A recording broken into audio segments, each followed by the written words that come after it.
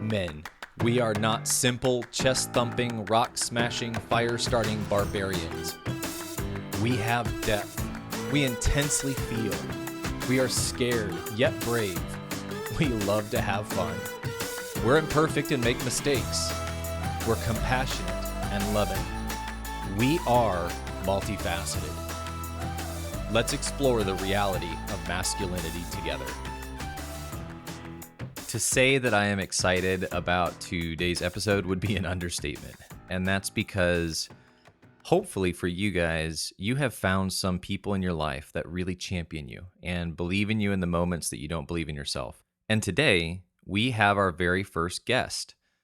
And that guest is one of those people in my life. This podcast would definitely not exist were it not for my friend Blair Reynolds. And the depth, the wisdom, the insight, the experience, the anointing that he brings to the table is really unlike anyone else that I've met. And I'm not just saying that because he's one of my closest friends. I'm saying that because of the impact that he has made on my life. So today we are going to be diving into getting connected to your heart. What the heck does that even mean? And how to really, as men, live from that place and not just make it a concept that sounds really good on Instagram, but an integral part of our lives. So if you haven't already, go ahead and click subscribe or leave a review. Those mean the world to me, and they really do help get the message out for healthy masculinity, which is what this is all about. All right, without further ado, let's go ahead and dive into the conversation with Blair Reynolds.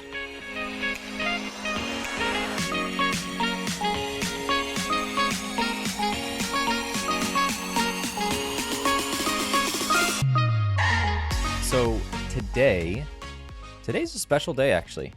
Now that I think about it, every day you could cliché-ly say it's special. But today is actually a really special day for me, and that's because today is the first guest that I'm having on my podcast. I've been doing twice a week for the last 3 or 4 months now. Jeez.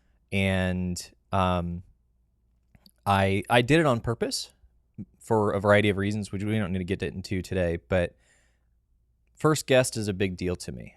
And I figured there's no better person to be the first guest than probably the one person that has contributed the most to my own process in helping me get to where I am today. Where is Laura? And that's kind of how the day's going to go today. Yeah. My guest happens to be incredibly irreverent.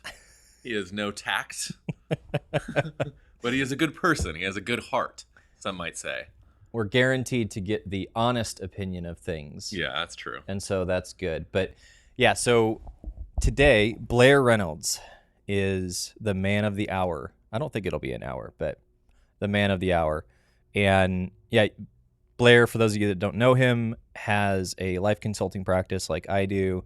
He has, well, why don't you go ahead and just start the conversation? We'll wrap it up too, but what exactly do you have going on in your life, and what do you do for a living? I work. I work too much. I work a lot. And I like working a lot. Working a lot is kind of fun. I wouldn't call myself a workaholic because I take naps and I go for walks and whatnot in the middle of the day. So I feel like that gives me an excuse, right? Yeah. But I don't like Netflix and Hulu so much. I watch some, but I'm like, I'd prefer to work. So I do all the menial stuff, even though I do some of the top level stuff too. What do I do? Okay, what do I do? I'm a life consultant, first and foremost. Like, that's my bread and butter. Okay. That's where I get my insights, revelations, experience, etc. with emotional healing. I have a podcast and called How to Life Good, and intentionally poor grammar. I have a course by the same name, How to Life Good. And basically, I like writing stuff. I like curriculums. They're kind of my favorite thing to produce. There's one other thing you have too. Dog. Not that I know of, and I just stayed at your house, so I that would be weird. Dog. Keep him in the backyard. I couldn't tell if you were trying to read my desires. No, you also have a high-level advanced masterclass. Oh, yeah. That kind of goes more, it's more exclusive, smaller group. I'm like, yeah, that too. I forgot about that. More in depth. What exactly is that? We call it a mastermind. And basically, it's 8 to 10 people taken through 12 weeks of top level, the whole arc of life consulting training. Yeah. Because life consulting is sort of the Wild West. You know this. So Yeah. coaching is kind of defined. Therapy is defined. Life consulting is this broad shotgun, what the hell are we doing kind of thing. We're all mavericks, right? Yeah. And so this is kind of trying to train people up and define it and help create protective safeguards, but also explain the paradigms behind it. Awesome. Paradigms, principles, modalities, that kind of stuff. With really practical application as well. That's the idea. Yeah. That's the hope. Yeah. Yeah. So you're good at the practical. Yeah, I mean, the way that I've described it to life consulting to people that don't know, ask what the hell is it, is I normally say if life coaching and deep, deep inner healing had a baby. Through sex. I didn't witness that part of it, but Well, all I know is the baby showed up. Oh, okay. Got it. Wow, that's like what you tell the 3-year-old version of the sex story. Yeah, is mommy and daddy love each other and baby. And baby showed up. And then it happens. Here you are. Yeah, I like that. So you said deep emotional healing mixed with life coaching. Yeah, because life coaching is often more asking good questions, putting together goals, game plan, practical side of things. Yep.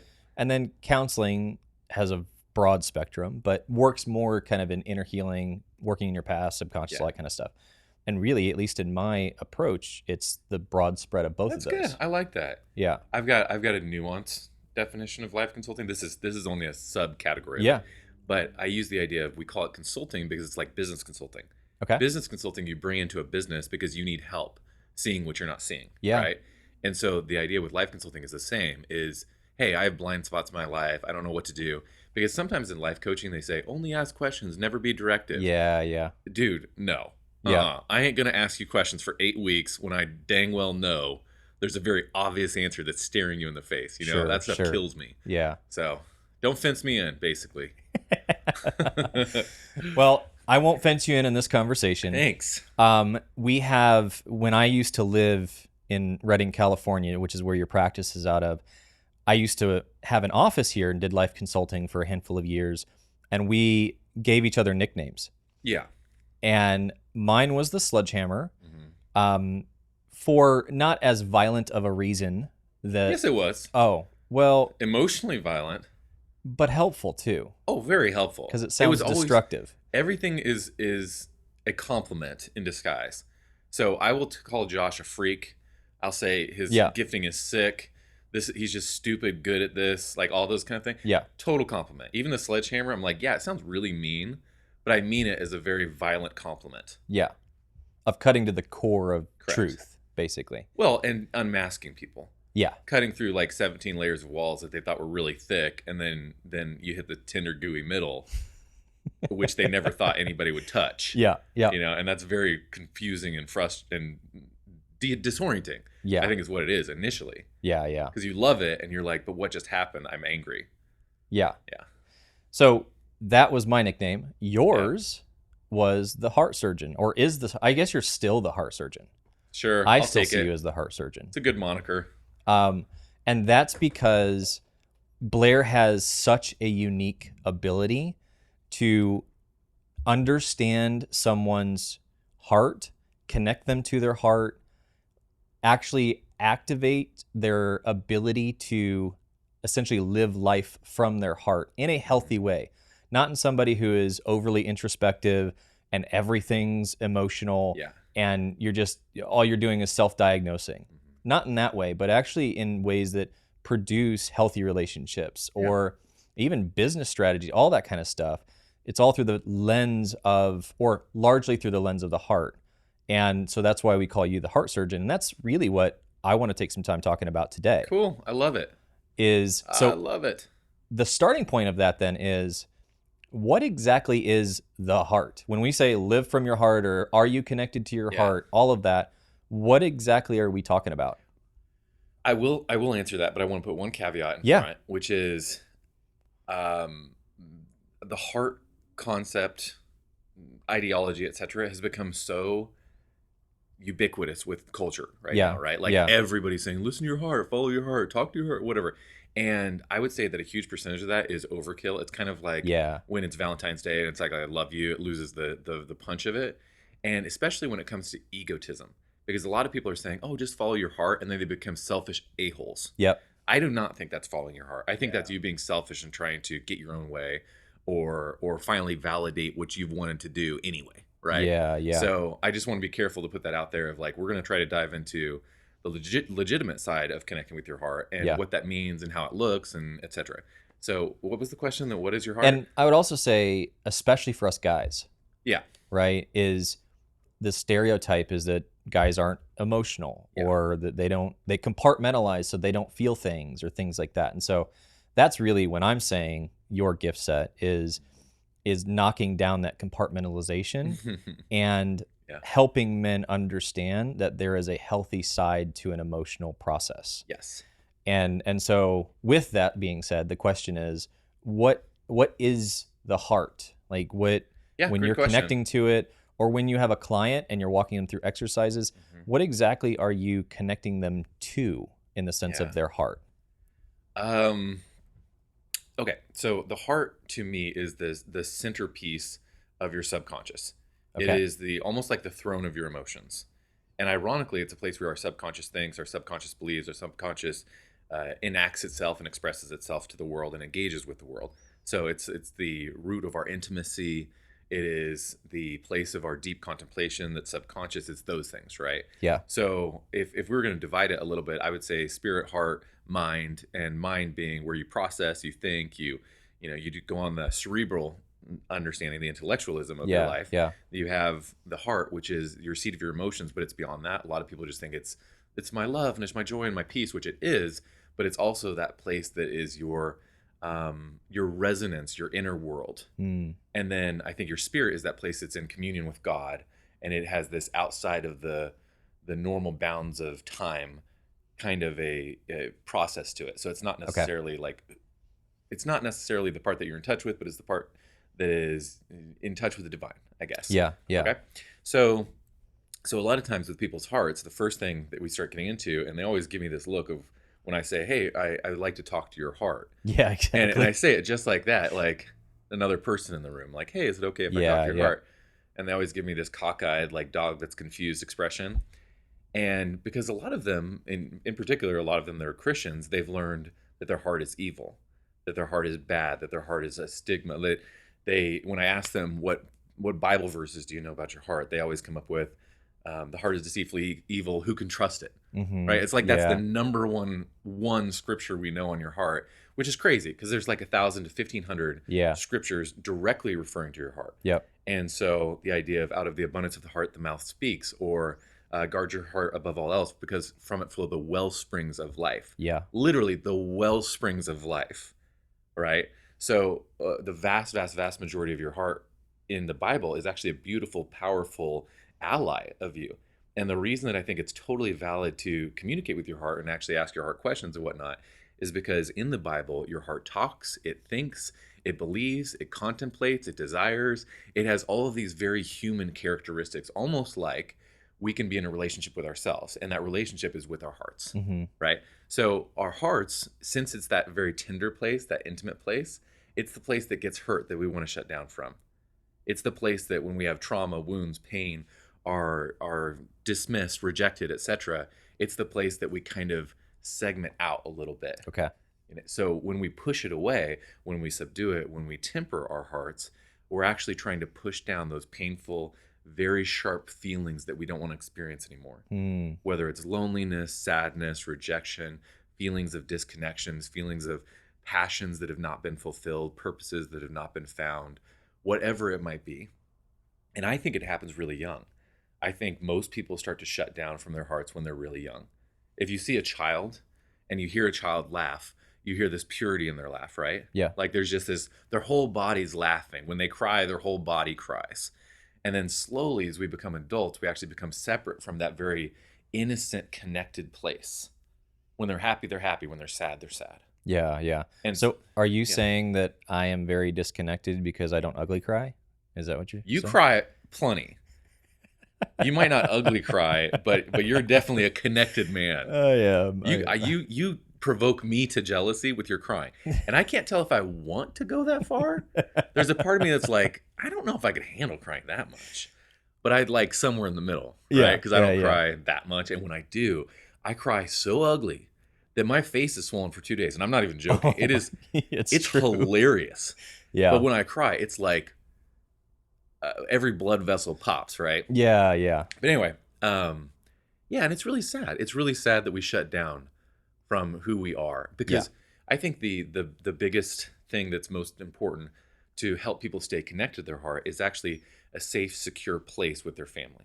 When they feel loved, seen, accepted, and believed in for who they are, even if they're emotional, you get comfortable with, oh, it's okay for me to be present in who I really am, present in who you really are, meaning being connected to your heart. Yeah. And so when you disconnect from, I'm sure you talked about this on your podcast, but when you disconnect from painful emotions, disappointment, grief, sadness, hate, or not hate, anger, all those sorts of things, Yeah. you automatically shut down the positive: joy, peace, love, Yep. passion, all those really fulfilling, fun ones. But the ironic part is we feel like our emotions are tormenting when we feel negative emotions like depression, anxiety, stress, etc. The reason it feels tormenting, or anger, rage, etc., is actually because we're disconnected from our heart. So it's almost like turning on a hose when the hose is off, Hmm. right? It hurts us. But when you're connected to your heart, emotions feel beautiful, cleansing, and refreshing. So if you think about a movie that you go into and you just scream cry because it's so poignant, Yeah. you don't think, what a garbage movie. That movie Totally. sucked ass. Yeah. And the same for anger. Anger, if we shut down anger, because a lot of people do, because they either see it as unsafe or they see it as they'll hurt somebody. Yeah. If you shut down anger, you shut down your ability to protect your identity, yourself, your self-value, and others. Hmm. You literally get rid of your indicator that's showing that you or somebody else is being violated, which is what allows you to build identity. Yeah. So there's all these like secondary problems when we shut down and disconnect from our hearts. I've talked a lot, so I'm just gonna shush and let you. I'm just taking it all. I feel like I need to close my eyes and reconnect to my heart as much as you're You're like, talking what here. is So, going on? no. Well, And what's interesting is, I mean, there's several things that are interesting, but my number one podcast Yeah. that I've ever done was my fourth one, and the title was "Why You Should Love Anger," beautiful. I love it. because people have that. People experience rage, Yeah. and treat it as if it's anger, and because rage is harmful and hurtful, Definitely. they just say, I have to put both of those in the same category and basically lock them up and never touch it. Seriously. And isn't that sad? Yeah. Because rage is it's a self-protective, controlling emotion. Yeah. It's essentially, I'm going to dominate this atmosphere so I don't feel insecure and scared. Yep. Okay. But anger is just an awareness. It's an awareness of violation. And when you're objective about it, it actually shows you what's the healthy response. So a simple example is, a lot of people think that anger is all secondary or defense mechanism. It's not. If it was, then Jesus would have been in a secondary emotion when Totally. he was getting upset, right? Yeah. Anger is a healthy indicator of what is wrong or what's been violated. And what's beautiful about anger is people think it has to be directed at someone or something else. It Yep. doesn't. Anger is an emotion, which means it needs to be felt. Yeah. It doesn't have to be thrown. And when you realize that, you're like, oh, I can just sit in anger. And that's the healthy way to actually purge it out, because emotions need to be felt to be released. Yeah. Yeah. And I think that that's a great point, because what I've given homework for my clients at times that have been terrified of anger, and we're just kind of in this place of going, let's explore it, let's accept Yeah. it, allow your heart to feel it. One of the challenges can be how to feel it, but not let it be pointed at normally the people that you love the most or the Absolutely. closest are the Spouse, ones that get children. it. Yeah. And so I've given homework of, this week you need to go on a walk and find a big stick and beat the crap out of a tree. Yeah. And they kind of look at me funny, like, oh yeah, is that like punch the pillow? Ha ha ha ha. But just like you said, once you let yourself feel it, it's almost this, Yeah. you're on the other side of it because you've released that valve that's building up pressure. I love the idea of the valve. I think that's such a good point. The valve is what creates the unhealthy expressions of emotions. If you don't feel an emotion directly, you're going to feel it secondarily, and it comes out sideways. So I had a guy in my office, and he was this, I don't know how to say it besides hillbilly. Okay. And just self-proclaimed. He just walks in, he's like, I'm a dude's dude. I don't feel any emotions. I love beer and I'm not changing. Okay. Not joking. That is how he started the thing. Yeah. Yeah. And so I'm like, okay, well, whatever. We'll just see what happens. Yeah. So I start connecting him, and I know his family and I know his history a little bit, so I know that he deals with rage. Okay. And so when I started talking to him and I started like slowly leading him into connecting to his heart, he's looking at me sideways like, oh crap, oh crap. Finally, I get him connected to his heart and his genuine emotions, and he's bawling, right? Just bawling. But what's really funny is he holds up his hands and he uses finger pistols, Okay. and starts pointing at me like he's shooting me, right? And he just keeps saying, I see what you're doing here.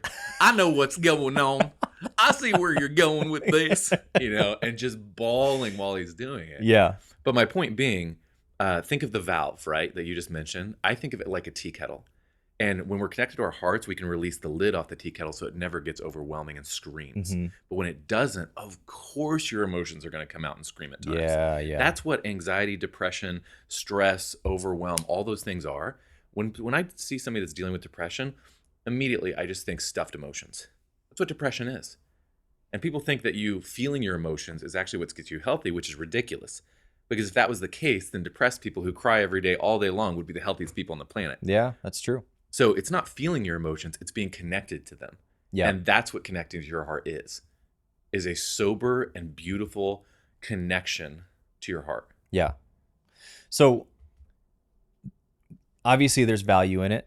We're talking about how the impact of it when you try to suppress it, put the valve on it, all of that. Yeah. For somebody who's listening, that doesn't matter where they are on the spectrum. Mm-hmm. Either, they're like me when I just got out of the Marines going, I'm never going to meet with anybody. And emotional intelligence is people that aren't willing to suck up their bootstraps and like move on in life. Right. Yeah. Intelligence is a loose word. Exactly. Yeah. Or they've just started to explore all of this, or they've been meeting with somebody, but within that spectrum, they feel disconnected from this, this heart that we're talking about. Yeah.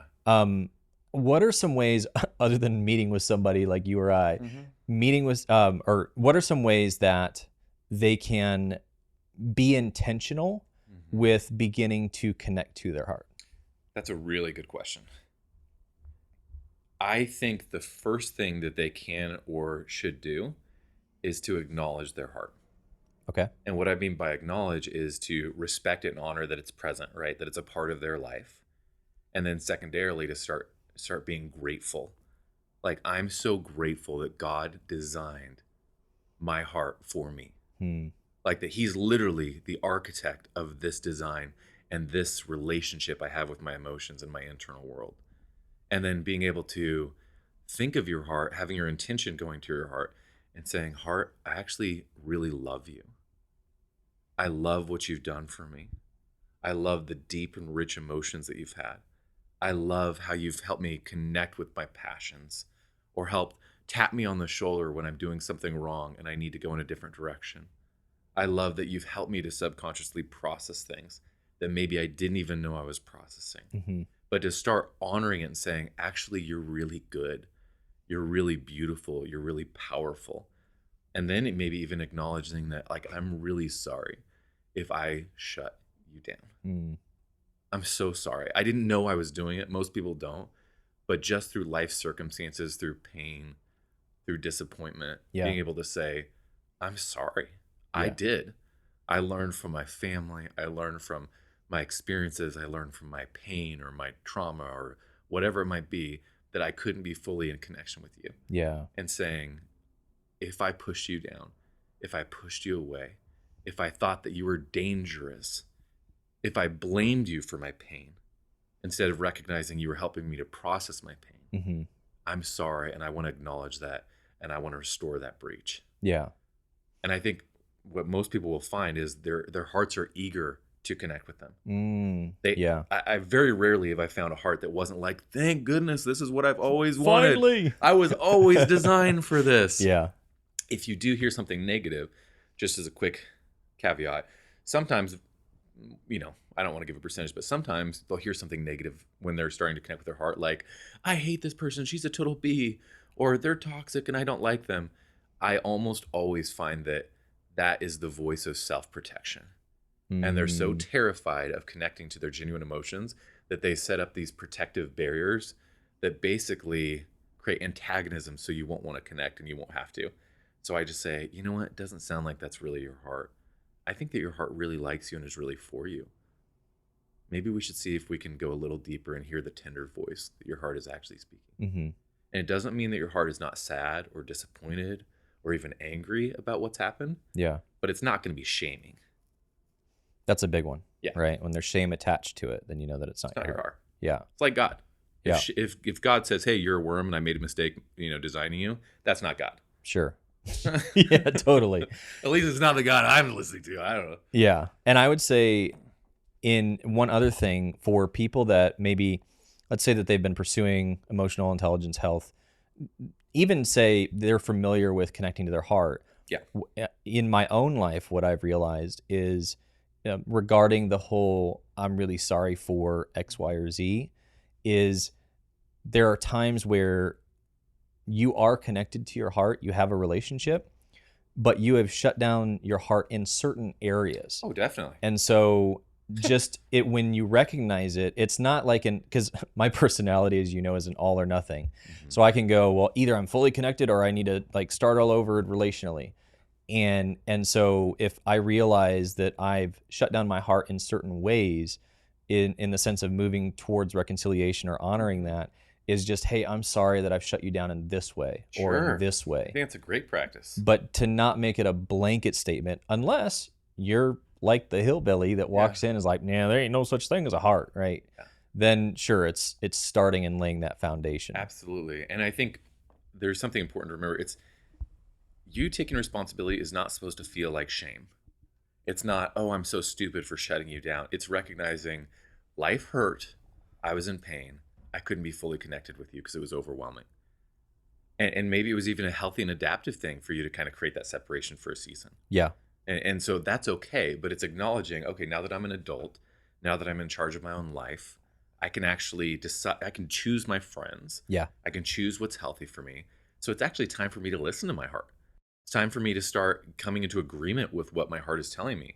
Because a lot of times our hearts are the ones that direct us into passions, purpose, identity, clarity, direction, calling, etc. Yeah. And if we're not in connection with that, we're trying to do it with our minds. And so we're disconnected from the source of the ability to actually refine and define those things. Yeah. Right? So many people think that the intelligence is going to create a beautiful life. Like if I just think hard enough, perform hard enough, or work hard enough on emotional health, then I'll have a wonderful life. Yeah. Good luck. I know a lot of people that have been working on emotional health for decades, and they're not healthy. Yeah. It's the same people you see in the health food store that look like they've never had a healthy fat in their life. Hair's all stringy, skin is disgustingly wrinkly, and it's like, you've gone too far, friend. Like I respect the idea, but you've gone too far. And I think that like what comes to mind is somebody else I knew that I was talking to her about just this whole topic. And she was like, yeah, Josh, and she's very smart, extremely intellectual, successful. And she was saying, I feel like there's something missing. And I really do want to, like, how can I connect to my heart? I want to. And we were driving with other people in the car. It wasn't the right setting to actually kind of do a deep dive of things. But then in the same conversation, she says, oh, I'm really excited for this person and this person. They're both launching books on your heart. Yeah. And so I can't wait to read them. And she didn't even realize it, but she was trying to intellectually connect to her heart. Yeah, seriously. And so, I mean, obviously there's value in books, etc. But for her, and I think for a lot of others, just learning about a topic doesn't actually build the relationship. And there's an important differentiation between the two. Key word is relationship. Like a lot of people approach their heart and they approach God from an informational standpoint. They want direction, they want information, they want revelation, they want solutions, they want to be fixed, right? Yeah. They want to feel better probably or have a better life. And so they address those relationships from an informational standpoint instead of from a relational standpoint. And what if we came from a relational standpoint? Let's start with God, where it's just like, our highest value is just being with each other. Yeah. Not what we can do for each other. It would change the whole dynamic of your relationship with God. Or secondarily, same with your heart. What if your heart did take a while to warm back up, but you said that's okay? Yeah. You've been pushed down for decades. Take your time. I'm here. I actually am choosing to love you, choosing to be present, choosing to care. And I'm not going to do it perfect either. In fact, I'm going to mess up a lot, but we're going to have grace for each other moving forward. Yeah. That's yeah. a relationship. Yeah. That's not, I did it right. Screw that I did it right. Totally. So let's say that people have connected to their heart. They may even, pull over, pause, do a quick exercise. They're really feeling a shift. Doesn't matter where they're at in their journey. But once you've connected, or once you've taken time to put your intentionality into that relationship with yourself, how can men stay connected beyond just kind of that moment of connecting, and actually live from their heart? Good question. So a couple answers to that. The first thing is, I think that emotions often come up after you connect with your heart. Yes. Because essentially you've opened the pipe back up. And so I think that people need to be aware that emotions will come up, but emotions are good if you're connected to your heart. So it's kind of relearning how to be in your emotions. And what I usually tell people is, don't run after your emotions, but don't run from them either. That's good. Yeah. It's really helpful. The only exception is, let's say that you connect your heart and you've been weeping uncontrollably for 3 days straight and you're just exhausted. It's totally fine to tell your heart, I love you. I promise I'll make room for this in the future, but I just can't handle anymore right now. Yeah. And usually I feel like our hearts are like, oh, okay, cool. Instead of us shoving them back down and violating them again, just creating, again, a relationship. So if I was going to talk to a male and say, how do you stay connected to your heart? I would say, make it intentional for at least a little while. So on a daily or even multi times a day, just going to your heart and saying, heart, I love you. I appreciate you. I give you permission to be present and feel anything you want to feel. Mm-hmm. And that intention actually draws your heart to the surface so it can be present. Yeah. And after a while, you actually can feel when it's not present. When your heart is not present, there's like this anxiety, disconnection feeling. And you get used to almost like a red flag going off of like, oh, whoa, I just disconnected from my heart. And typically it happens because of pain or fear, right? We anticipate something that we're afraid of, or we have pain in a certain area. So we go, nope, shutting back down. Sure. Go into your box. Yeah, yeah. And so it's learning to get used to, oh, this is what it feels like to be fully connected to my heart and being present. Yeah, I know that I use this quick little diagram with clients because it's just a different way of saying the same thing. But if you have scale of 1 to 10, right, for negative emotions and positive emotions, a lot of times back in our childhood, we experience something that is really painful. It's a 7, 8, 9, 10 on the pain down. And then you put a lid on that and you say, nope, I'm not going that deep in my negative emotions anymore. Yeah. And then you put a lid on the positive ones. And basically kind of what you're saying as far as letting your emotions be present is, we'll do an exercise and I'm like, okay, get ready, because this week you could feel bipolar. I mean, you could feel crazy, but all it is that we've literally just taken the lids off of, like, if you've capped it at 4 negative, you've capped it at 4 positive. Taking the governors off. Now we've taken those off, and you're going to feel like you're bouncing at 9 positive. Like, I'll never forget it when I said I love you to my son, and I felt this wave of love that I just didn't feel before. Like, I always loved my son, but I didn't feel it, and it just made me want to break down and cry. And then I would be totally upset and angry and not even know why. And then I'd watch a sad commercial and cry again. It's just, I felt all over the place, but understanding that that's part of the process. Yeah. And it's actually healthy, especially if you have a backlog where you've suppressed for years, and giving your heart space and permission for that is so important to be able to actually make it a lifestyle. Is really important. And I man, so many thoughts popped up when you just said that. Yeah. Because there's so many thoughts that are tangents to this, but connected. One is, I think that you said something I don't even remember, but anyway, I'll say it in my own words. It's the idea of not asking why. When we start to feel our emotions, a lot of times we understand, where did they come from? Why am I feeling this? What do I do about it? How do I respond? Yeah. And sometimes you won't get what it's about at all. Like, sometimes you'll feel it and you're like, I have no idea where that came from. That's okay. Other times you have to feel it and then you'll understand. And still under other times you'll understand it before you even start feeling it, and then it leads you into the feeling. Yeah. But my point being is, if you get into fix it mode or figure it out mode, you'll shut down your emotions and you'll abort them. And so just giving yourself permission to be like, it doesn't matter why. It doesn't matter where this is coming from. It doesn't even matter if it's rational. Emotions are not rational by definition. They're emotions, they're feelings. Yeah. Right? So why do you have to rationalize them? Yeah. And I think going back to what you were saying about in younger life is we go through hard times. And the way that we're designed is when we go through really difficult or traumatic situations, it requires connection in order to release those emotions so that it doesn't become harbored trauma. Okay? So it literally is connection, which I think is a God design to help us feel seen and safe inside of our emotions, and then we'll release them. And if that happens when we're in early childhood, that's fantastic because kids are ridiculously resilient when they have connection and safety. Yeah. The problem is we will internalize our external relationships as we grow up. So whatever our external relationships are modeling for us or teaching us, that's how we'll internalize a relationship with ourselves. And so if it feels disconnected, it'll feel disconnected.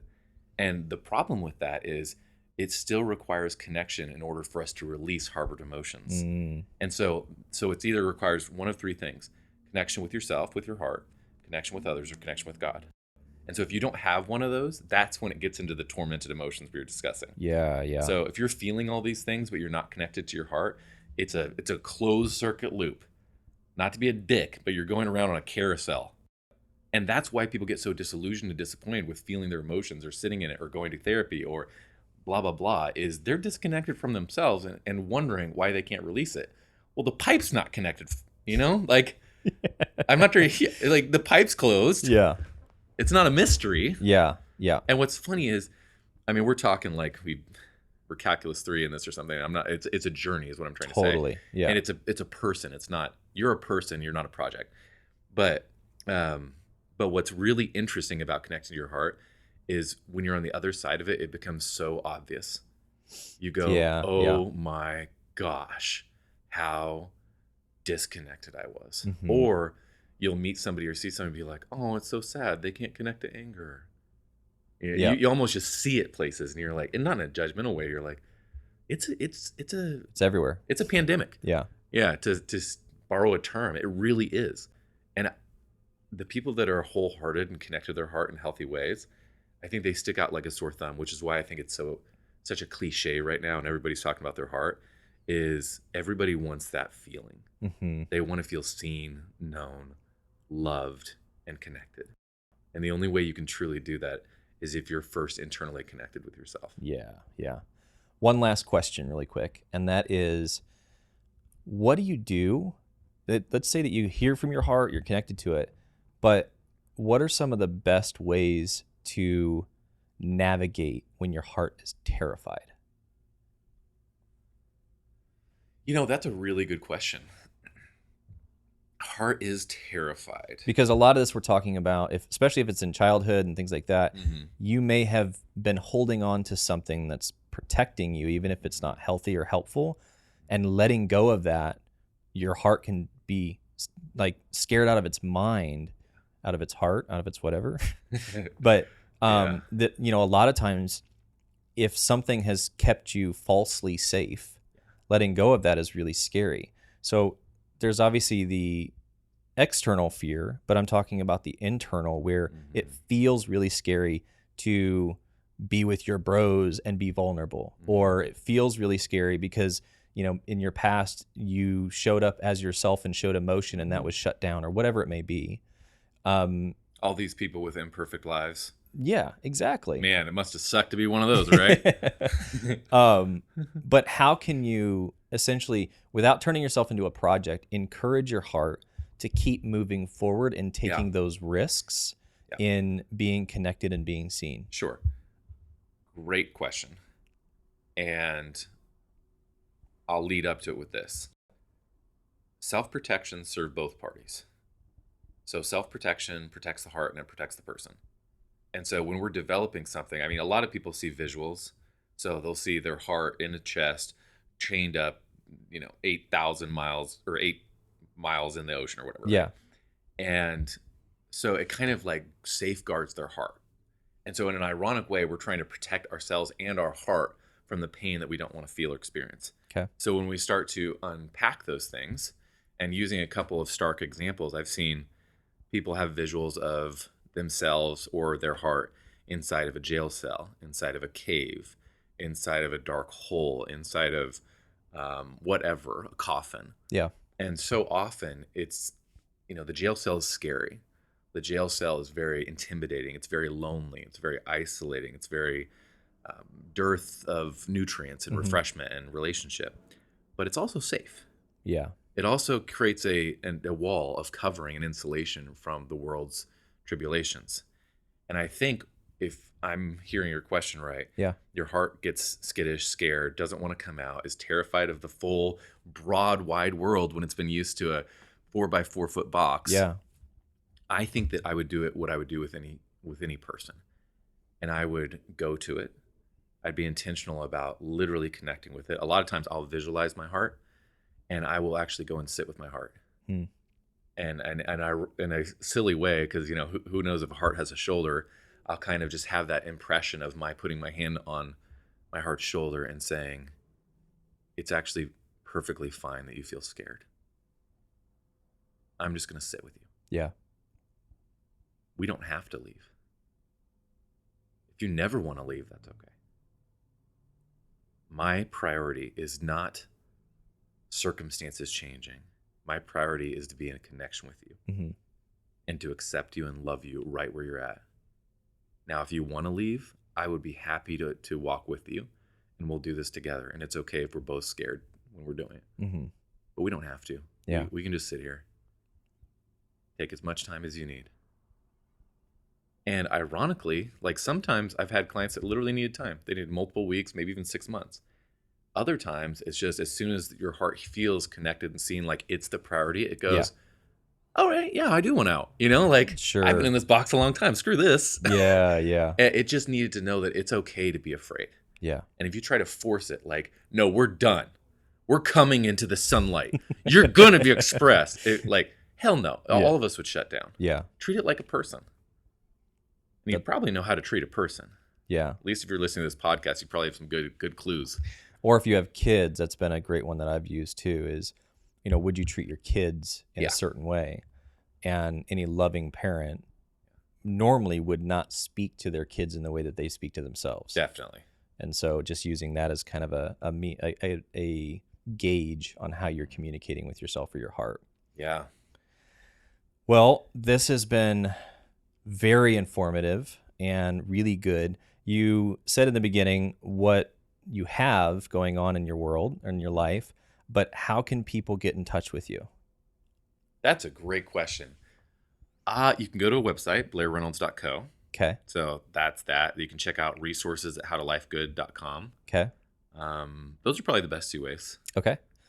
And lastly, if you had one thing that you could share with men, just as a whole, healthy, unhealthy, toxic, whatever, just masculinity in general, what would your biggest thing be for your heart for men to capture or to realize or to really embrace as their lifestyle or internal world?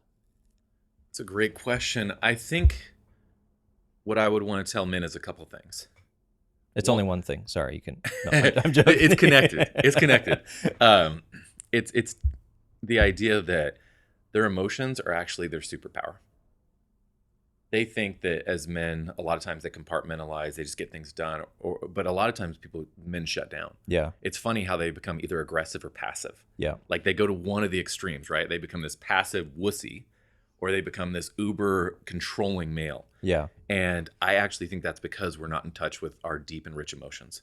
I think men are very, very emotional creatures. Yeah. And when we allow ourselves to recognize that we are, and that it's okay, and it's actually a really beautiful thing, we get in touch with ourselves. And when we get in touch with ourselves, I think we'll realize that our power, our strength is actually a gift to the world and not a liability for us or the world. Yeah. And I think that's probably the thing most missing in male culture today, is that middle ground male that actually is in touch with who they are and their emotions and their identity, and they're allowing their power to be a beautiful thing. instead of either shutting down their power or using it to be destructive. 2 points, which is really one, and both very good. Thanks. Thanks, Blair, for taking the time. I know that anyone listening to this is going to be able to walk away more equipped and probably really challenged, but have the ability and opportunity to be more connected than they were before they listened. So thank you so much. You are absolutely welcome. And hi to your audience and your listeners. I'd give them a high five if they were in the room, and a hug if they'd let me. I would say you can't really do that with the pandemic going around right now. So I'd still do it. all right, we'll do a digital version. Yeah, we'll do a digital hug to you. All right, I'm sure you'll be on again. So until next time. All right. Thanks, All right. Josh.